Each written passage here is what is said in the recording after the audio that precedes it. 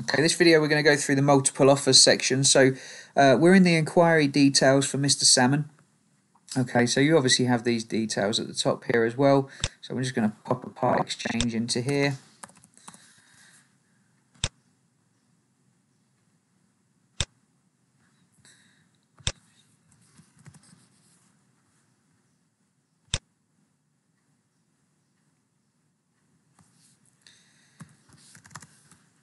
Okay, so once we've got our part X in, okay, we go into our offers area. So we've got new and used offer. So the multiple offers was created for lots of different reasons, but mainly if a customer wants to come in but wants a quote on 3 different models, we can do that. We can quote on as many different cars as the customer wants, but he wants to buy one vehicle. However, if the customer wants to buy, let's say he comes in and says, "Can I buy 2 cars? I'd like that one and that one." Then what you have to do with that is actually create 2 inquiries, because every time you load an inquiry to Inquiry Max, you should have an opportunity to make a sale from that inquiry. So if a customer comes in and says, "I'd like to buy 1 car, can I have a quote on them 3 different vehicles, please?"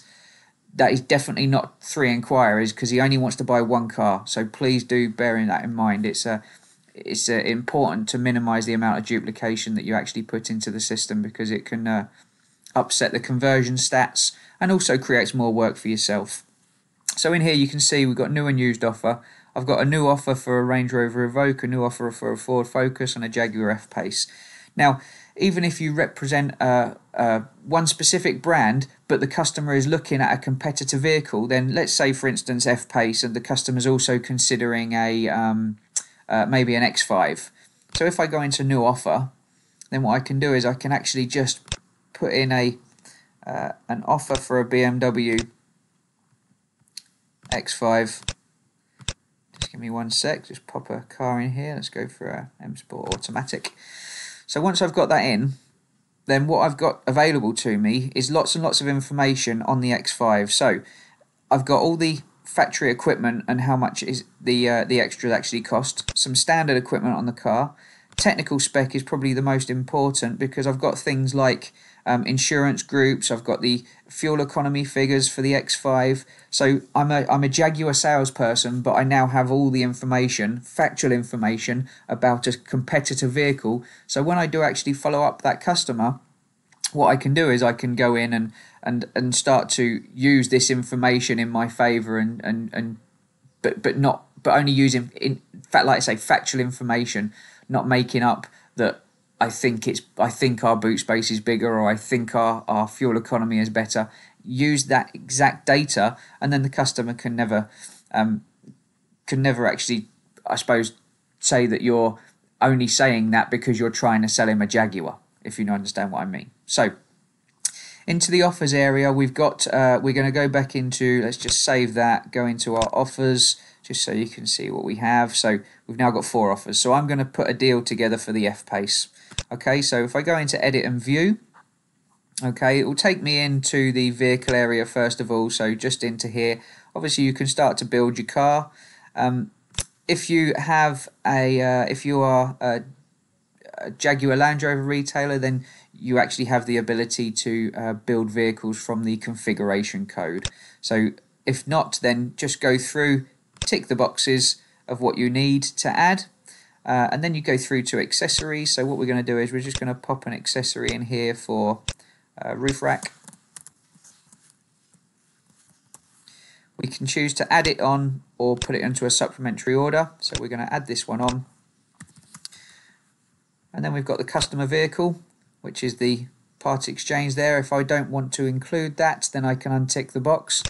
Then added value products. So what I'm going to do is I'm just going to remove these here and put in, let's just actually add that one back in. And we can change that price as well if we wish. Then into the deal builder.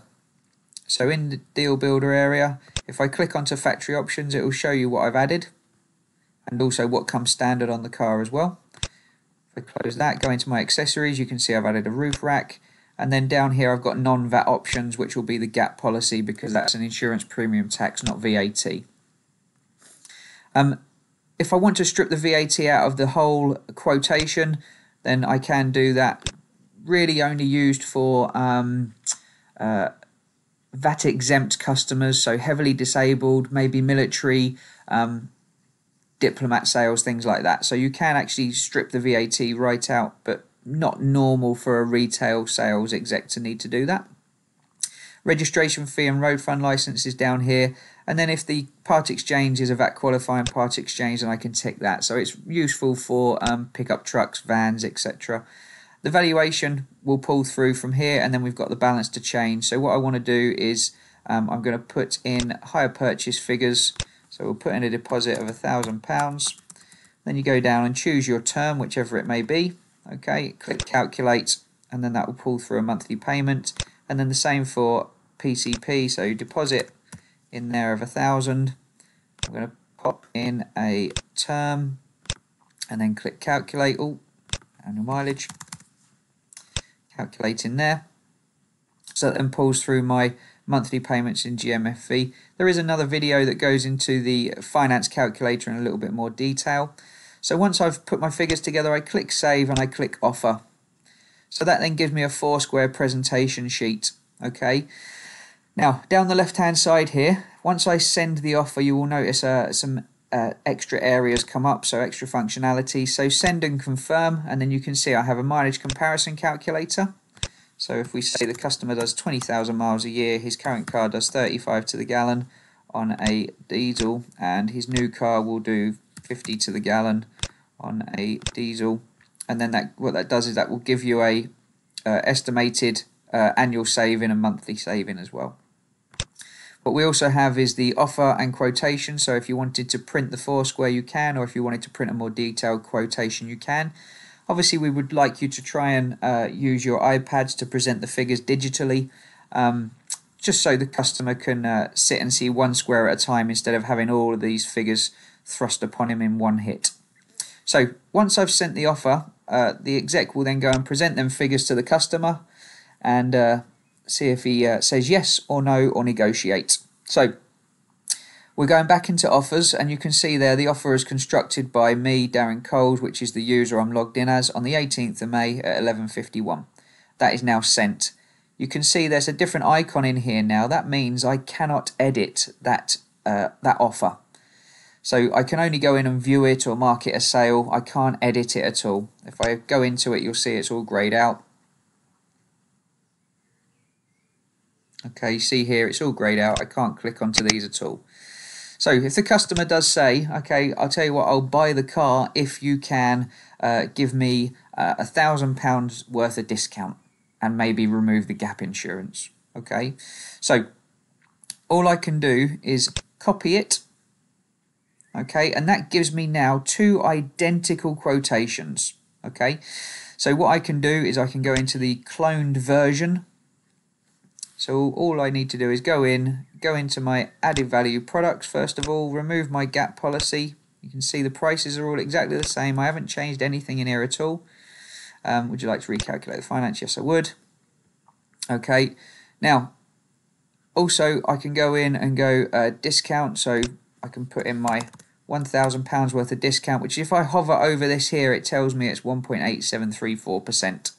So let's say I'm happy to go with 2% discount, so I can actually go 2% and update that. That percentage is calculated from the base price plus the vehicle options, so the factory options, so that's the consignment note discount really.